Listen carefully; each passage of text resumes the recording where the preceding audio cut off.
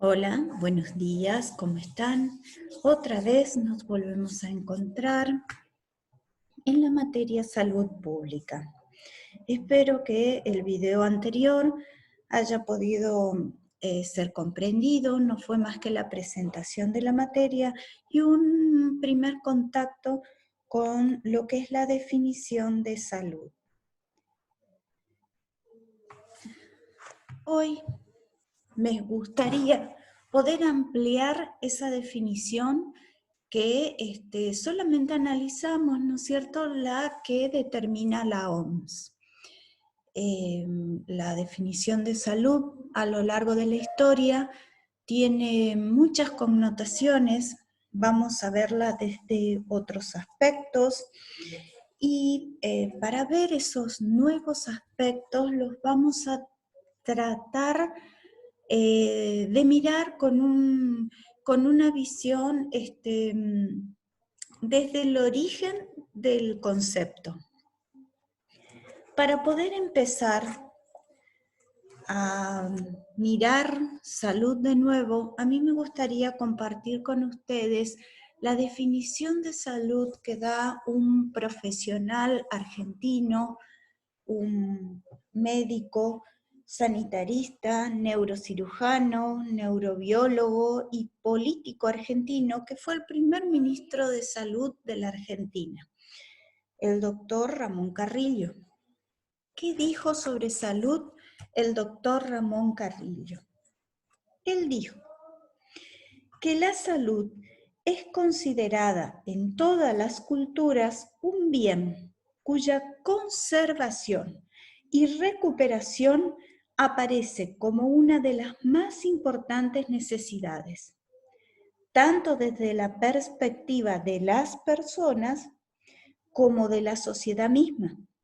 Sin embargo, no todos entendemos lo mismo a la hora de definir qué se entiende por salud, dado que en ello intervienen conocimientos, creencias, normas, tradiciones y valores. De hecho, la salud no es un concepto particular, sino una construcción sociocultural relativa a cada momento histórico y a las diferentes culturas. Es maravillosa la definición que él hace, donde nos hace una integración de esto que intenté transmitirles, de que yo puedo construir mi sensación de salud o de enfermedad conforme a cómo la percibo, y cómo voy a percibir va a ser lo que evalúo con la mochila de conocimientos que traigo de mis hábitos, mis costumbres, y de cómo fui criado y dónde fui criado. Pero para poder entender las distintas visiones que se analizan sobre las definiciones de salud a lo largo del tiempo, vamos a hablar de paradigmas. Para poder entender esto, yo quiero dejar en claro qué se entiende para la Real Academia Española la palabra paradigma. Paradigma es una teoría o conjuntos de teorías cuyo núcleo central se acepta sin cuestionar y que suministra la base y modelo para resolver problemas y avanzar en el conocimiento. Fíjense que un paradigma no está probado, siempre es teórico. Es una teoría, pero que tiene tanta fuerza que se acepta como válida sin discutir. En nuestras costumbres hay muchas teorías que se dan como válidas y que no tienen un fundamento científico, y sin embargo son tan arraigadas en nuestras costumbres que las consideramos como válidas. Entendiendo ahora cómo definimos paradigmas, vamos a ver desde distintos paradigmas las definiciones de salud. Los más usados son los que vamos a detallar a continuación. Vamos a empezar por el paradigma místico-mágico. ¿Qué puedo decirles de esto? Es ya desde la antigüedad, ¿no es cierto? Desde los pueblos primitivos, pensaban o consideraban que la salud era una bendición de ese ser superior al que le pueden poner el nombre que cada cultura define. Llámese Dios, Alá, Yahvé, Buda, pero existe siempre ese ser superior que cada vez que nos bendecía, nos daba salud y la enfermedad era un castigo que él enviaba al hombre, que le había hecho alguna falta a ese Dios. Este hombre que era pecador, era poseído por espíritus malignos y muchas veces, ya sea un chamán, un sacerdote, después vamos a ver a través de cómo trabajamos esto, pero existía un ser en la tierra que podía interceder por esa maldición que llegaba de ese ser superior. Este paradigma místico, mágico, que técnicamente lo tenemos que asociar a pueblos primitivos, pónganse a pensar si no convive hoy con nosotros. ¿Cuántos en nuestra comunidad utilizan, ¿no es cierto?, el pedido o la necesidad de interceder a el ser superior para pedir tanto salud como que lo quite de ese estado de enfermedad? Otro paradigma que aparece a lo largo de la historia, que en realidad surge desde la época de Hipócrates en Grecia, en el siglo V a.C., es el naturalista. Es muy interesante el paradigma naturalista porque en realidad lo que describe es que entre el individuo, en este caso el hombre, y la naturaleza existe un equilibrio y que la enfermedad se producía cuando ese equilibrio se rompía. Las causas de romper ese equilibrio podían ser en exceso o en falta. Por ejemplo, vos rompías el equilibrio en un exceso de alimentación, pero también ese equilibrio se rompía en una falta de alimentación. Lo interesante de este paradigma es que pone otro aspecto en juego, que es el ambiente que te rodea. O sea, no solo el individuo en sí ya tenía cosas que lo predisponían con distintas condiciones naturales a romper ese equilibrio, sino que además tenía una interacción con el medio que lo rodea. El siguiente paradigma que vamos a ver es el paradigma biologicista. El biologicista surge a partir del invento del microscopio. O sea, en el siglo XVII, cuando empieza la idea y se puede visualizar la idea de estructuras no visibles al ojo humano, tanto desde la concepción de la célula que a nosotros nos forman y a toda la vida que nos rodea, sino que además aparece la idea de un ente que es la etiología de la enfermedad. Aparece la posibilidad de analizar microorganismos que eran los causales de esa enfermedad. En este paradigma aparece un concepto interesante que es encontrar una causa real de enfermedad, pero tiene un defecto, se vuelve unicausal.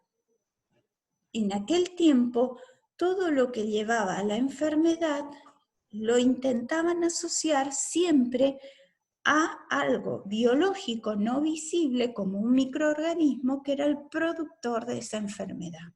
Hoy sabemos que tenemos enfermedades cuyo agente etiológico no es un microorganismo.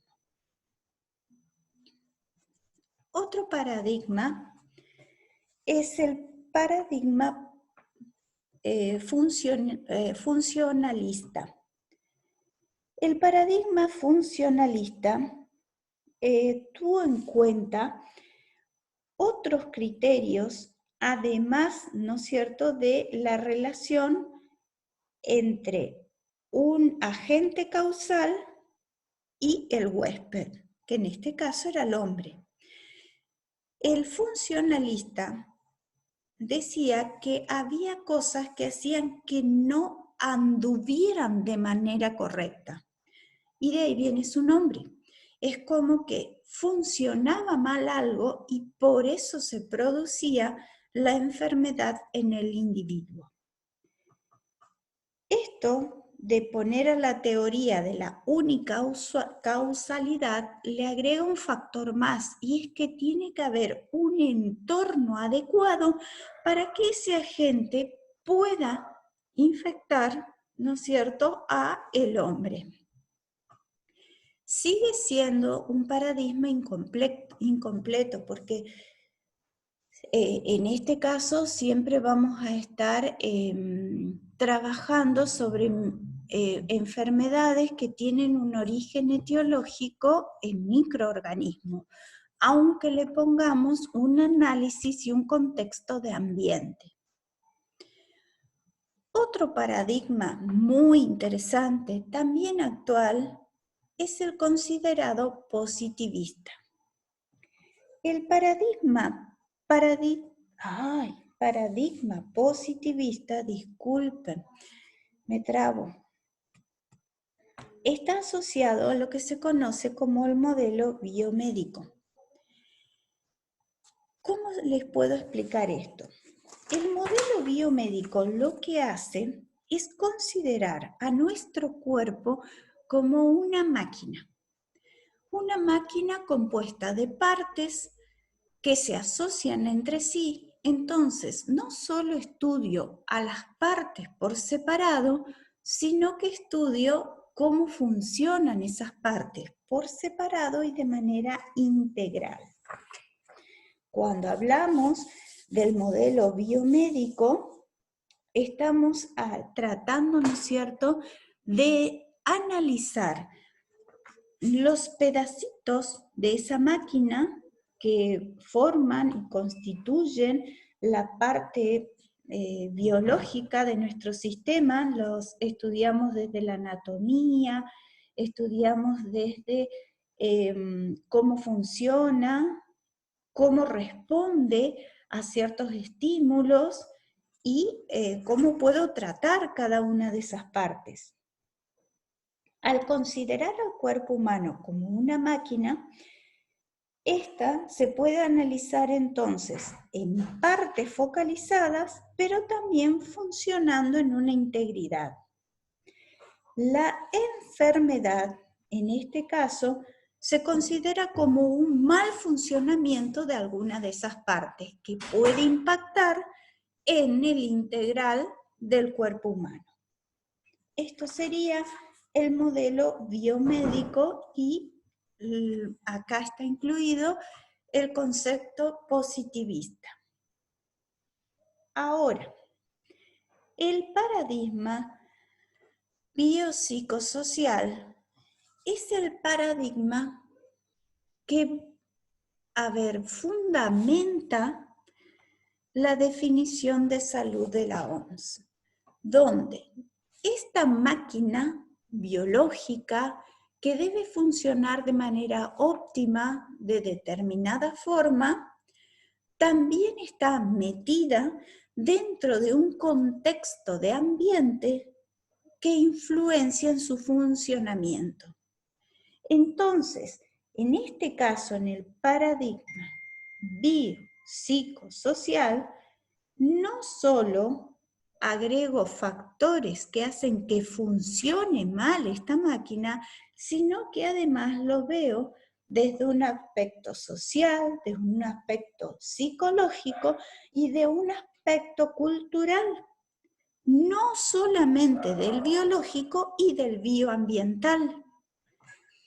Esto también lleva, ¿no es cierto?, a lo que le agrega la Organización Mundial de la Salud, y que no es solamente el análisis de todo esto, sino cómo cada individuo percibe esa relación. ¿Está?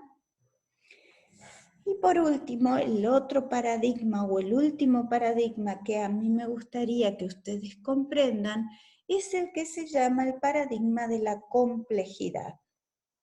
Si nosotros imaginamos que la máquina del cuerpo humano es realmente en sí ya compleja desde lo biológico, imagínense si le agregamos lo biopsicosocial, pero que no termina ahí. En el paradigma de la complejidad se le agrega lo económico, lo político y las relaciones intersociales. Fíjense, y se los voy a leer de manera textual, cómo concluye en una reunión cumbre de la Organización Panamericana de la Salud que se realizó en Río de Janeiro en 1992, el análisis de este paradigma. ¿Qué termina diciendo la Organización Panamericana de la Salud sobre la salud? Es una síntesis de una multiplicidad de procesos, de los acontece en la biología del cuerpo, en el ambiente que nos rodea, en las relaciones sociales, con la política y la economía internacional. La salud depende de la capacidad de controlar la interacción entre el medio físico, el espiritual, el biológico, el económico y el social.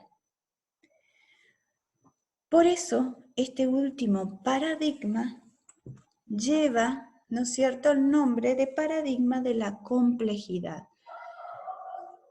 En este proceso evolutivo, nosotros, fíjense que desde un Dios o un ser superior que definía según tu comportamiento si estabas en salud o enfermedad, pasando por la concepción individual de cómo funciona ese ser, cómo ese ser se relaciona con el resto de la vida, con los microorganismos que nos pueden enfermar, hoy le sumamos cómo podemos desempeñarnos y funcionar como individuos, no solo desde el punto de vista físico, sino desde el emocional y desde el bienestar asociado a la calidad de vida.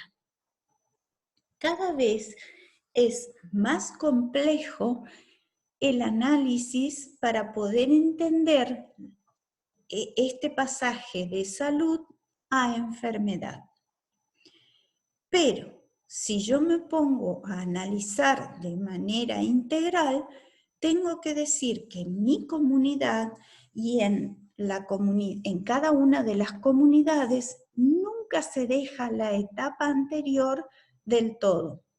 Así como entendemos que un médico nos explique que un germen es el que nos está enfermando, o que una parte de nuestro cuerpo no funciona de manera correcta y por eso tenemos esas secuelas, no dejamos de creer que existe una fuerza superior que nos puede dar o solucionar el padecimiento que estamos teniendo. Y que la oportunidad de curación va a depender del entorno en que yo me esté moviendo. Por ahí el ejemplo que les puedo dar para esto último es decir, que la accesibilidad al sistema de salud también hace a cómo se va a resolver las patologías que me afecten. Pero bien, para poder entender esto que llamamos proceso, salud, enfermedad, debemos entender que existen dos extremos. Un extremo en donde está el nivel más elevado del bienestar físico, mental, social y de capacidad funcional de ese individuo, al que llamamos salud óptima. Y en el otro extremo vamos a encontrar el estado de pérdida total de esa salud, podemos llamarlo enfermedad, diciendo que la falta de salud sería el estado de enfermedad en su máxima expresión con la muerte del individuo. Existe un puente, una zona, un espacio que permanentemente se está moviendo o se está modificando y que es el proceso entre salud y enfermedad. Imaginémoslo como un espacio, un camino, un puente que nos separa de ambos extremos. Esto que puede ser una visión hasta compleja por lo dinámico, nos permite o nos da un regalo. Si nosotros entendemos que esto es un proceso, también tenemos que admitir que podemos modificarlo. Y la idea es que en este tiempo entre la salud perfecta y la enfermedad, nosotros podemos impactar con distintas acciones para modificar el resultado final y no llegar a la muerte. Ahora, ¿cómo trabajamos en ese proceso para realizar cambios sustentables en nuestros pacientes? Para eso, nosotros vamos a hablar de la historia natural de una enfermedad. ¿Qué pasa cuando en estado de salud óptima aparece una anoxa, una agresión a ese individuo? Si no intercediéramos, llegaría a la enfermedad y en el peor de los casos a la muerte. Pero hay un interesante dibujo, que es el que están viendo ahora, que lo presentan ya en 1965, Label y Clark, donde describen qué acciones podemos hacer nosotros durante ese espacio entre salud y enfermedad para modificar y no llegar al estado de salud que sería la muerte, sino tratar de obtener que los resultados sean óptimos. No podemos por ahí evitar la enfermedad, pero sí podemos modificar el resultado final, la mayoría de las veces, otras no. Esto se describe en este gráfico. Fíjense que le da 3 áreas importantes. Primero, lo que se conoce como el periodo prepatogénico. Ese periodo prepatogénico es el que nosotros vamos a tratar de trabajar y optimizar y sacarle el mayor provecho posible. Hacer que nuestra comunidad esté en un periodo prepatogénico tratando de evitar que la comunidad llegue al periodo patogénico. El periodo prepatogénico es aquel donde aún no hay enfermedad. El periodo patogénico es donde aparece un proceso que enferma a ese individuo. Puede ser asintomático, subclínico o puede ser sintomático, lo que a nosotros nos permite desplegar también acciones en este periodo para que el resultado final en el periodo postpatogénico sea lo más inocuo posible. Lo primero que esperamos es una recuperación total, pero a veces esa recuperación no es total y quedan ciertas secuelas. A veces queda una cronicidad de esa enfermedad y queda eternamente hasta su muerte. Y por último, ¿no es cierto?, el periodo patogénico puede llevarnos a la muerte del individuo. Lo que yo quiero es que empecemos a trabajar en el periodo prepatogénico. ¿Y por qué? Fíjense, desde lo más inocuo, trabajar en el periodo prepatogénico, hasta el periodo postpatogénico, todas las acciones que nosotros podamos desplegar cada vez van a ser más caras.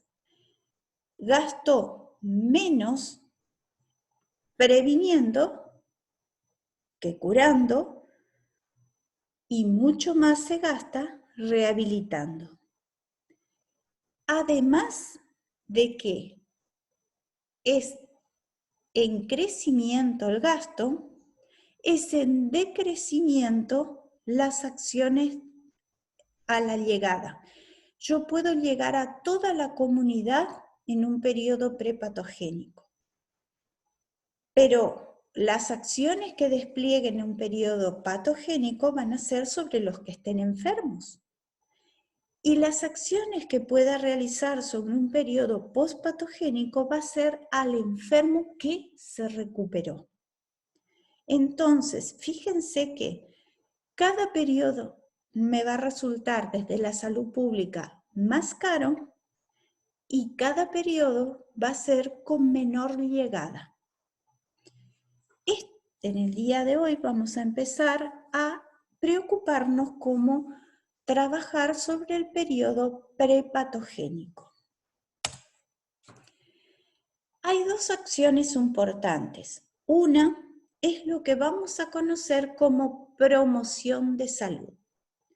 La promoción de la salud son todas las acciones que se basan en la educación sanitaria y las acciones del Estado para mejorar las condiciones de vida. Esto surge y da origen a lo que se buscó como objetivo después de la reunión mundial que se realizó en Kazajistán entre el 6 y el 12 de septiembre de 1978. Basados en un acuerdo que se hizo denominado Alma-Ata, entre todas las organizaciones mundiales dedicadas a la salud, como son la OMS, la Organización Panamericana de la Salud y UNICEF, se llegaron a ciertos encuentros de cómo trabajar con un único objetivo que hoy quedó obsoleto y quedamos lejos de cumplirlo. El objetivo en aquel entonces era salud para todos en el año 2000. La idea básica era mejorar de alguna manera el nivel de salud de los individuos. Dentro de esto salió una de las cosas que sale, aparte de la atención primaria de salud, de la prevención, sale lo que se conoce como promoción de la salud. ¿Qué es promover la salud? Son las actividades que podemos realizar en nuestra vida para estimular a un mejor desarrollo del estado de salud. Hay que desarrollar en diferentes escenarios la promoción de salud. Hay lugares donde se intensifica este trabajo y hay lugares donde increíblemente parece no poder entrar esto que se comporta el individuo afuera de una manera y adentro de otra. Pero el objetivo es que la promoción de salud se trabaje en el hogar, en la escuela, en las unidades de salud, en los lugares de trabajo, en los establecimientos de servicio, en el barrio, en la comunidad, en el municipio, en el lugar donde el individuo tenga en diferentes espacios de desarrollo según su edad. ¿Cómo lo iniciamos a esto? La idea es combinar y apoyarnos entre las acciones educativas y ambientales para favorecer las conductas y acciones que van a impactar en la salud de nuestros individuos. Hay diferentes actividades para hacer esto, pero el objetivo final siempre va a ser informar al individuo, persuadir de ciertas acciones, motivarlo a que haga acciones favorables y facilitar que pueda realizar esa acción.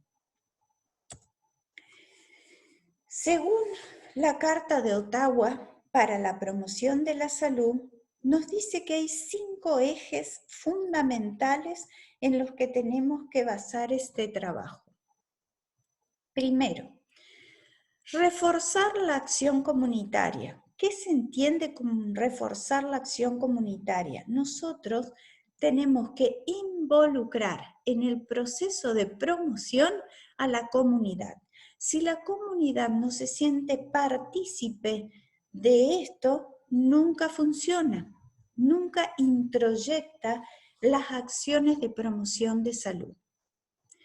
Además, el otro aspecto que hay que reforzar son las aptitudes personales.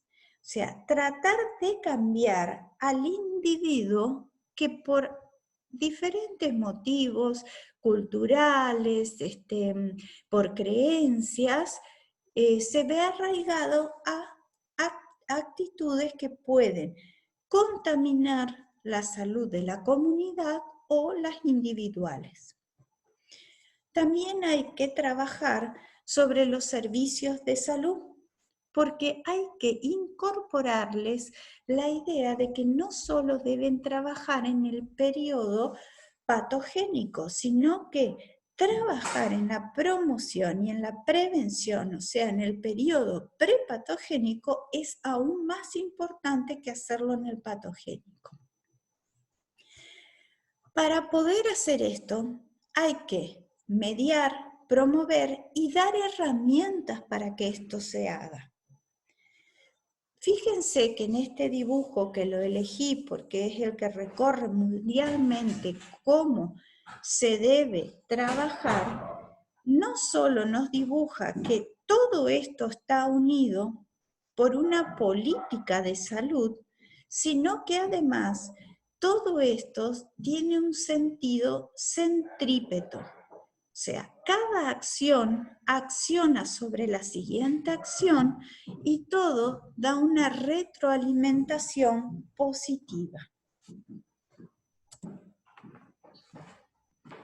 La promoción de salud, en principio, tiene ciertos ejes que son inevitables, ¿sí? Uno de los ejes con los que debemos trabajar es lo que se conoce como entornos saludables.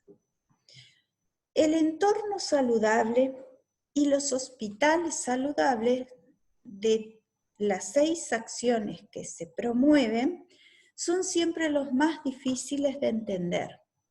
Las escuelas saludables son fáciles porque ya las traemos hace tiempo.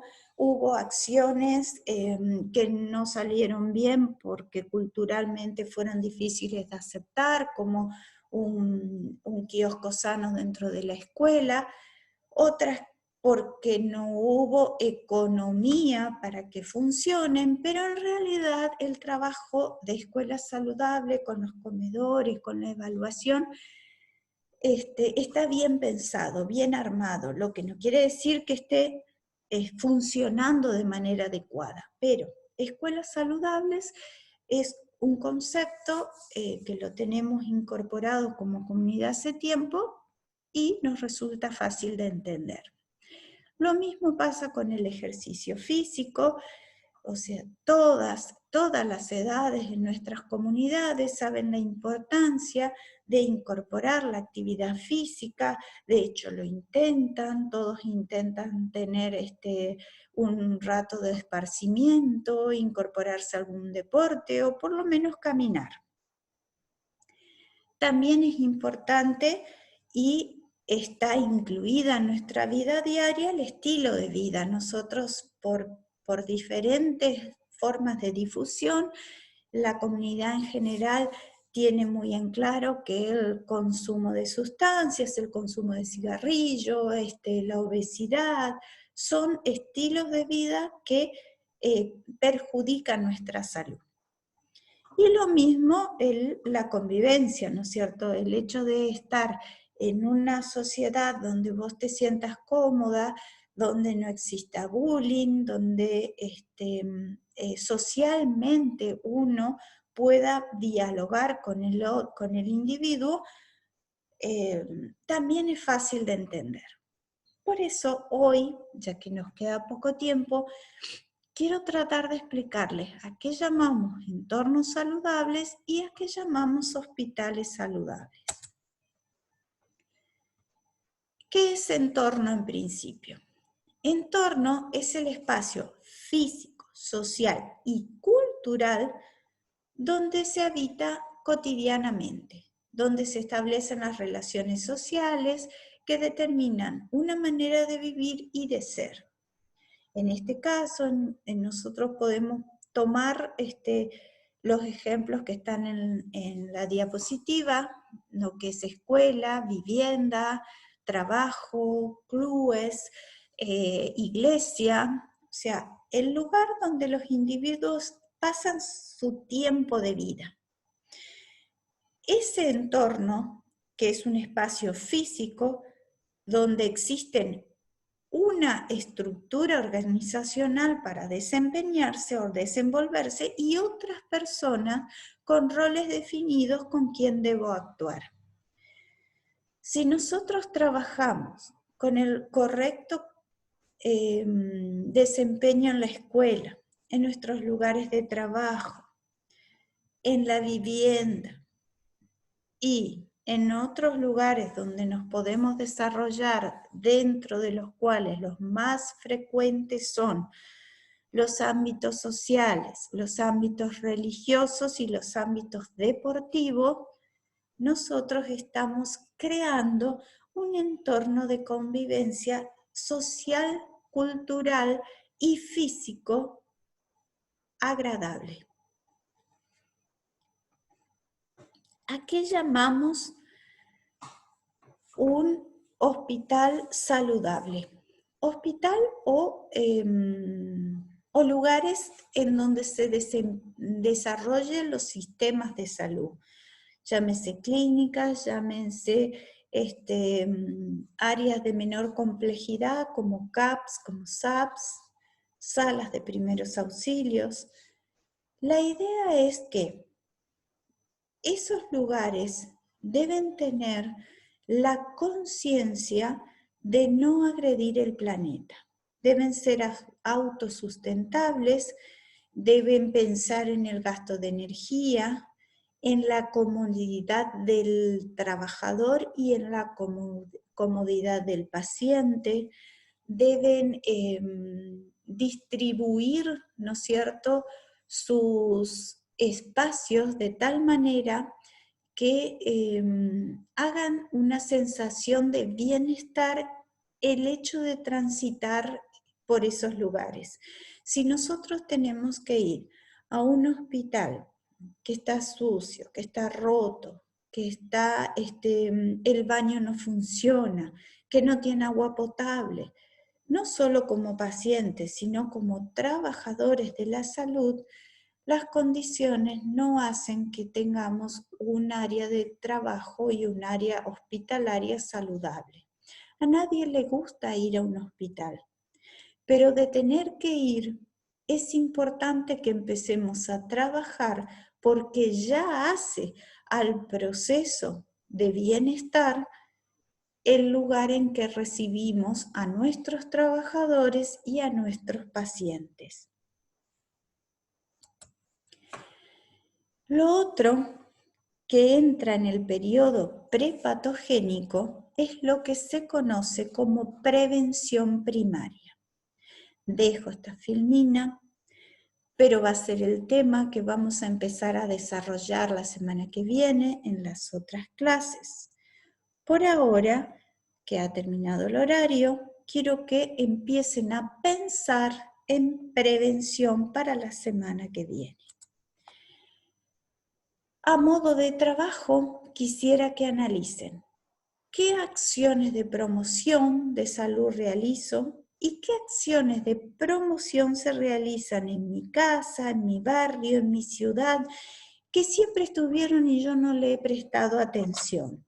Tratar de lograr poder descubrir y darle un nombre a algo que hago de manera rutinaria y que, sin embargo, redunda en una promoción en salud. Les dejo un enlace donde pueden empezar a leer qué dice la Carta de Ottawa y a qué se refiere la promoción de la salud.